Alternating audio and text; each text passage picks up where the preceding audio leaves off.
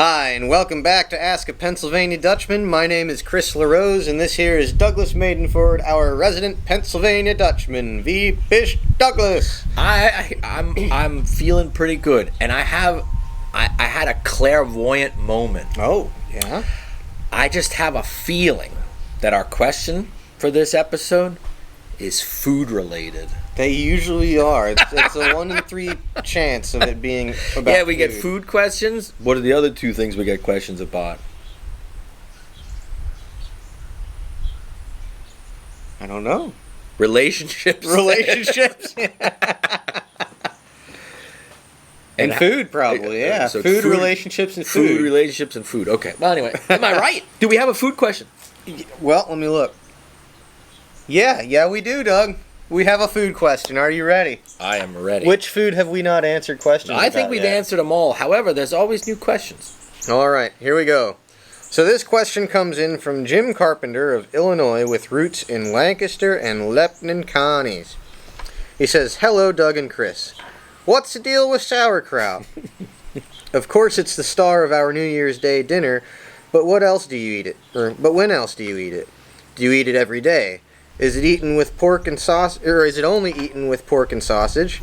Do the Pennsylvania Dutch ever eat it with fish like I saw in France once?" Oh, good use of once now. "Who makes it nowadays? Do the Dutch use green or purple cabbage, or both? Is it ever acceptable for a Dutchman to buy a jar off the shelf in the grocery store? Do you and Chris have any favorite flavors or secrets to make great sauerkraut? Or is it sacrilegious to tamper with the basic cabbage and salt recipe?"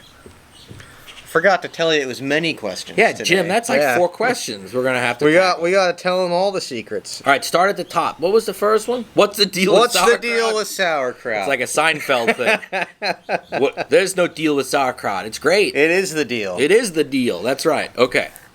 All right. What's next?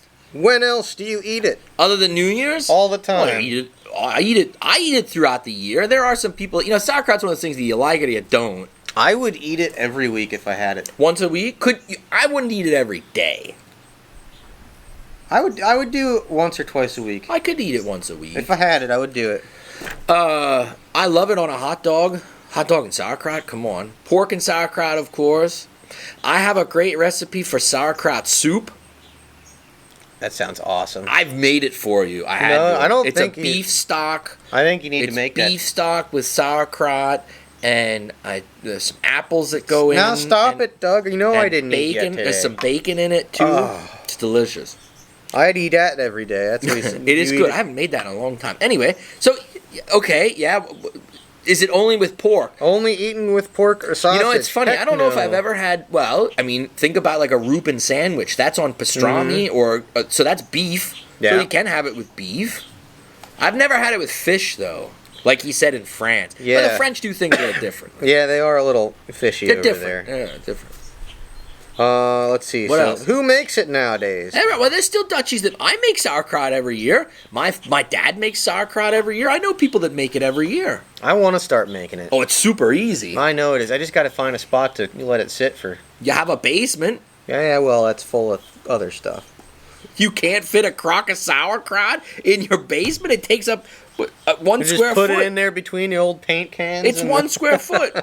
That's all you need. I would eat that in a week, Doug. It takes longer than that to make. Now, if you only eat it once a week, but you do big servings, that could go. I don't know, and the other thing is, sauerkraut is super healthy. Oh, yeah. I bet you'd be real healthy if you ate that every day. Even a little bit. It is super healthy. Anyway, okay. I bet you that could be really helpful in like a health regime, because I met this old guy. Well, it's fermented stuff. All that fermented stuff is good for your gut, for your biome.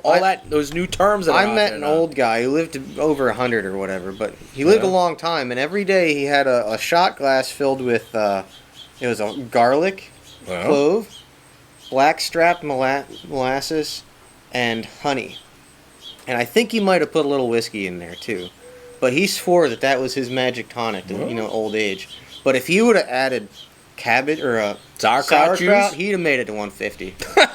Maybe. Yeah. Oh, yeah. That's the elixir of life right there. That's good. So people still make it. People do.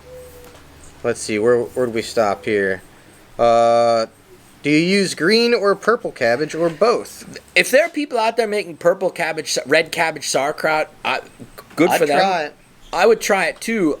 I only make green because red cabbage I make differently. I do stewed red cabbage is how I make it. I cook it down in bacon fat and then add apples and it stews itself down. Well, now when are we gonna do the Ask a Dutchman cooking show, Doug?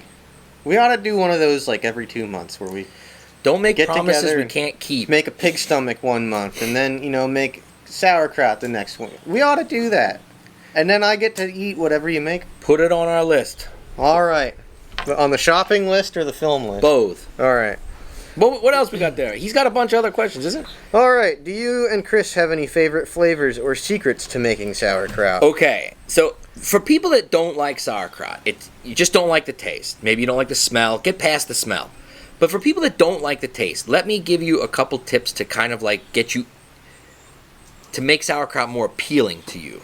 Now, some people might get angry at me for this, but I'm going to do it anyway. I'm curious now. One thing is, if you're buying store-bought sauerkraut, and maybe that's all you have access to, maybe you don't know anybody that makes homemade, it is what it is, right? You have to use what you got. If you can get access to homemade sauerkraut, try that. Try that. If you're at a farmer's market and somebody's selling fresh sauerkraut, buy some. You'll notice a difference in taste right off the bat. So that's one option. Good. Secondly, if it's still, you just can't get past that smell, that taste, one thing, if you're buying store-bought, don't be afraid to rinse it. Get it out of the can or out of the jar and rinse it. Try it then. Another thing, I've mentioned twice apples. Apples with sauerkraut go really, really well. So when you're cooking your sauerkraut, and you can go with like a Granny Smith apple because that's got some tartness to it, a little bit of meat. Shred it or chop it fine and cook it with the sauerkraut. Another thing you can do is dress it up with a little bit of white wine. Like a Riesling or a Chardonnay. I'm telling you, we gotta do this cooking channel. Put that in there as well. It changes the flavor profile of the sauerkraut to the point where maybe you'll like it a little bit better. In part of Germany where a lot of the Pennsylvania Dutch come from, in the Palatinate and the Pfalz, they make what they call Weinkraut, so sauerkraut made with wine. And it has a different profile, a different taste profile. You still get the acidity of the sauerkraut, but the wine brings a different taste to it. And the alcohol cooks off. So, you're getting the flavor of the wine, but you're getting rid of the alcohol. Those are just some tips that you can try. Apples, wine, bacon, chop some bacon, and saute with chopped onion. Render that, and then throw sauerkraut in and crisp it up a little bit. Try that. That's also really good with cook some egg noodles, drain the egg noodles, and throw them in there and crisp them up with the sauerkraut, the bacon, and the onions. These are all ways that you can get past just plain sauerkraut. If that's the only thing you know, like sauerkraut and pork, or that'll keep sauerkraut on a hot 6 dog. Months by now, there's way more ways of stretching sauerkraut and giving it a flavor profile that is different, that maybe for people that don't like it, or if you're trying to introduce it to kids or younger people. There's a whole science to this, Do you think they have like competitions, sauerkraut competitions? Maybe over in Europe. I've never seen it here, but I would challenge anybody out there that just doesn't like it to try some of these options that I just gave you. That's no fooling. Those are real things, and those are dishes that I make a lot, and kids will eat it if it's made with bacon and, and apples. And if you throw noodles in there too, and apples, there's a lot of things you can do. There's people that put sauerkraut in their stuffed pig stomach. I don't do that, but some people do. That sounds good. No, it is good. I've had it that way. It's good. I tend not to do it. I'll have sauerkraut on the side when I make pig stomach. But there's a lot of ways you can use sauerkraut. I think it's just cabbage, right? It's literally cabbage and salt. That's all it is, and thyme. And you make sauerkraut. The time is what tastes good. 6 weeks. The recipe, when we make homemade sauerkraut, and I have a video on the YouTube channel of how to make sauerkraut, it's super easy. 5 pounds of cabbage. Now I'm going to get the recipe wrong. 3 tablespoons of salt. I think that's the ratio.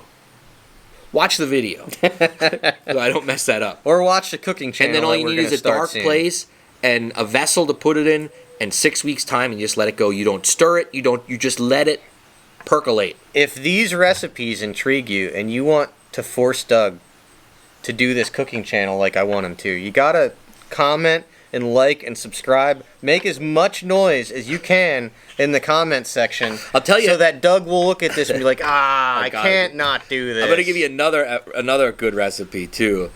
People know pierogies, right? Oh, so it's essentially a ravioli, right? In sauerkraut pierogies? Yes, I make sauerkraut stuffed pierogies too. That sounds neat.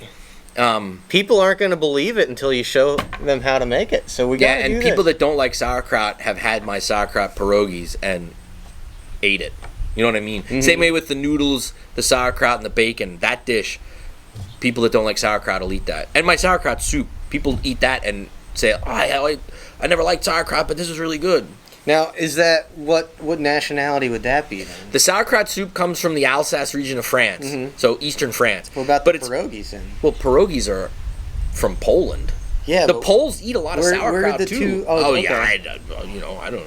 But don't forget, a lot of Pennsylvania Dutch can claim ancestry from the Alsace as well. The Huguenots all came from the Alsace region of France, and they speak a German dialect there. So, I mean, it makes sense. They eat sauerkraut. It's Germanic, right? So, there's some tips for you guys. Check out the video on how to make sauerkraut because it's so easy. Anybody can do it.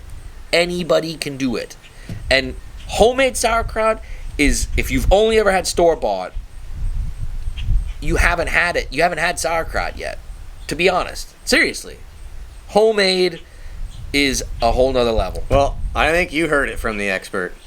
That's a lot of questions about sauerkraut. And if there's any question that he's an expert in sauerkraut, I think we just answered that. It's a simple, poor man's food, but it's super important. We have a phrase in Pennsylvania Dutch, I'm as Dutch as sauerkraut. We say that. So Deutsch wie sauerkraut. It's an important part of our culture. It really is. It sustained us. It sustains you through the winter. Just throwing it out there. I have a lot of love for sauerkraut. I do too. And I could go for some right now. So, all right. Check out the video on how to make your own because it's so easy. It is so easy. And send us pictures. Send us videos. Yeah, absolutely. And I'll tell you what. Send us a jar. If we get enough love on these, I'll cook in the kitchen with Chris. Oh boy, I can't wait. Oh my God. But we need you. We need you to make this happen. We need 2 thumbs up every time, Yeah. Share this with your friends. Make that, hire a what do they call it, a clickbot company. Get millions of clicks, and then we can make this happen for you. All right. Maybe that's our goal for 2026. Yeah. Because when this video's coming out late 2025, maybe we can schedule some of our 2026 videos are going to be you and me in the kitchen. That might lead to some hijinks, to be honest. Oh yeah. This is going to get big. Because when I'm in the kitchen, if my wife was here, she would be nodding her head the whole time like this. Like, there's a certain way to do things. It's the Doug way. And if you're not... Doug does not handle things well when things don't get done the way that he needs them to get done in the kitchen. I'm a little weird about that. And I admit, that's a fault of mine. I don't think I've ever personally witnessed that Having worked with you and knowing you as long as I do, I have I'm pretty sure. Is there going to be a checklist? We're going to have to have some conversations on camera. Well, you're going to have to keep the swearing to a minimum, Doug. I'll keep the swearing to Pennsylvania Dutch, so it'll be all right. Well, what's one of them? I want to know what I got to... What's one of them? No, it's got to happen. It's organic. Okay.